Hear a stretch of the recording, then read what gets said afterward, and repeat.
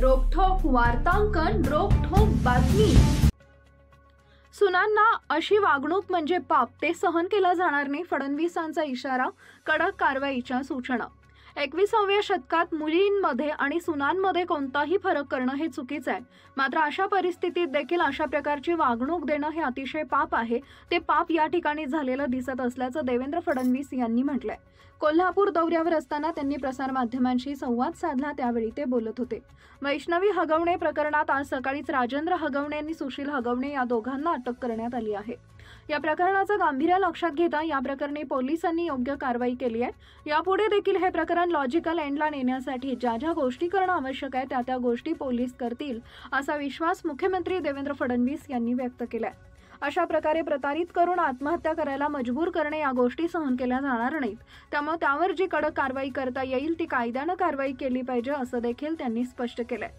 वैष्णवी हगवणे आत्महत्या प्रकरणी आरोपींवर मोक्का लावण्याची मागणी होतीये। मात्र मोक्का लागण्यासाठी काही नियम असतात, त्या नियमात हे प्रकरण बसू शकतं की नाही हे आज सांगता येणार नाही।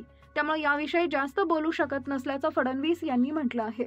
या प्रकरणात आरोपींना अटक करण्यात आली असून त्यांच्यावर मोक्का अंतर्गत कारवाई करण्याची मागणी करण्यात येते आहे। या प्रकरणात अजित पवार देखील अतिशय गंभीर आहेत। त्यांच्या सांगण्याचा उद्देश केवळ एवढाच होता की कोणताही कार्यक्रमात किंवा समारंभात लग्नाला बोलवले तर आपण जातो, त्यावेळी पुढे काय घडणार याची आपल्याला कल्पना नसते, एवढेच सांगण्याचा अजित पवार यांचा प्रयत्न होता, असं म्हणून देवेंद्र फडणवीस यांनी अजित पवार यांची बाजू मांडण्याचा देखील प्रयत्न केला।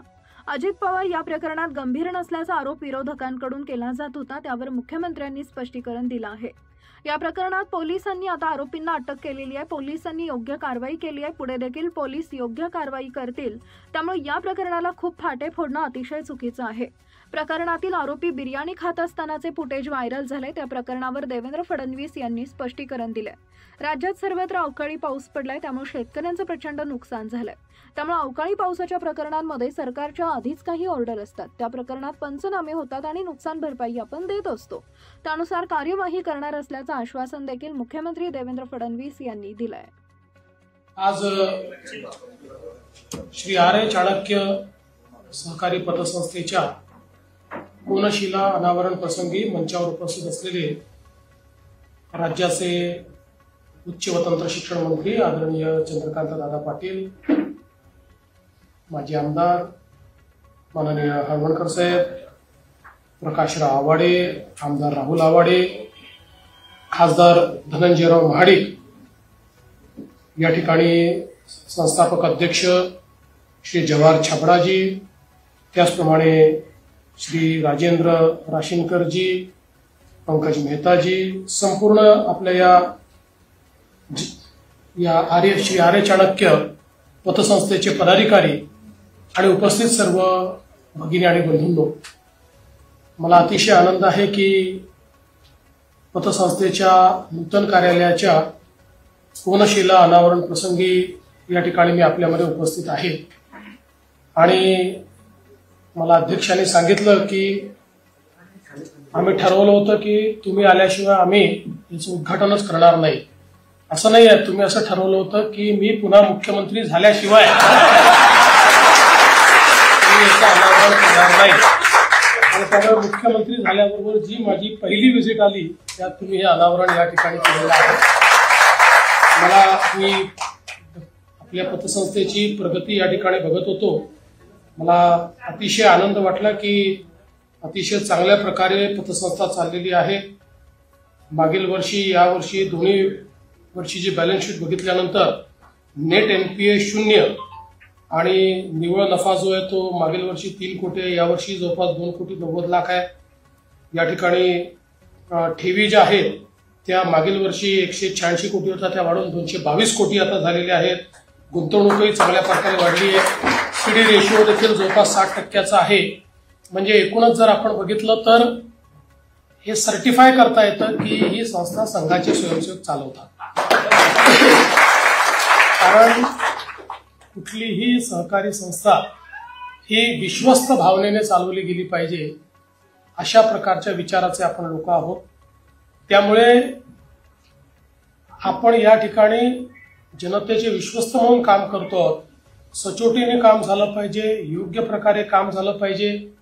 संस्थेच्या माध्यमातून जो गरजू आहे, ज्याला आवश्यकता आहे त्याला मदत करता आली पाहिजे, उद्योग उभे राहिले पाहिजेत, व्यापार उभा राहिला पाहिजे. पण हे सगळं होत असताना हा जनतेचा पैसा असल्यामुळे तो सुरक्षितही राहायला पाहिजे. अशा प्रकारच्या विचारातून ही संस्था चालत असल्यामुळे सातत्याने उत्तरोत्तर याची प्रगती होतीये. आणि ही प्रगती होत असताना जे काही सहकारी संस्थेचे, पतसंस्थेचे जे काही नियम आहेत त्या नियमांवर, निकषांवर अतिशय चांगलं काम तुम्ही करता. आपल्याला कल्पना आहे की हे आंतरराष्ट्रीय सहकार वर्ष आहे. या आंतरराष्ट्रीय सहकार वर्षाच्या निमित्ताने देशामध्ये आणि राज्यामध्येही सहकाराला मजबूत करण्याकरता आपण प्रयत्न करतो आहोत. माननीय नरेंद्र मोदीजींनी पहिल्यांदा देशामध्ये वेगळं सहकारिता मंत्रालय काढलं. यापूर्वी देशाच्या केंद्रीय सरकारला सहकार हा 5-7 राज्यात आहेत त्यामुळे हा आमचा विषय नाही अशा प्रकारच्या मानसिकता होती. पण ती बदलून सहकार हा केंद्राचाही विषय आहे आणि केंद्राने तेवढंच लक्ष घातलं पाहिजे हे मोदीजींनी ठरवलं. आणि त्यातनं आज सहकार क्षेत्राला एक नवीन उभारी देण्याचा प्रयत्न हा केंद्र सरकार आणि राज्य सरकार करत आहे. आणि अशा या परिस्थितीमध्ये आपल्यासारख्या चांगल्या संस्था या निश्चितपणे इतरांना देखील प्रेरित करतील. आणि चांगल्या संस्था निर्माण झाल्या तर त्यातनं समाजाचं भलं होतं. समाजामध्ये एक प्रकारे वित्तीय समावेशन करण्याकरता त्याचा एक फायदा होत असतो. आणि म्हणून मी आपल्या सर्वांना अतिशय मनपूर्वक शुभेच्छा देतो. अशाच पद्धतीनं उत्तरोत्तर प्रगती आपली होत राहावी. आणि लवकरच आपल्या ज्या ठेवी आहेत या 500 कोटीच्या झाल्या पुन्हा एकदा आम्ही या ठिकाणी येऊ असं आपल्याला आश्वस्त करतो. आणि माझं बोलणं संपवतो. धन्यवाद. जय हिंद. महाराष्ट्रातील महत्त्वाच्या आणि ताज्या बातम्या पाहण्यासाठी आमच्या जय हो न्यूज चॅनलला सबस्क्राईब करा आणि बेल आयकॉन प्रेस करा.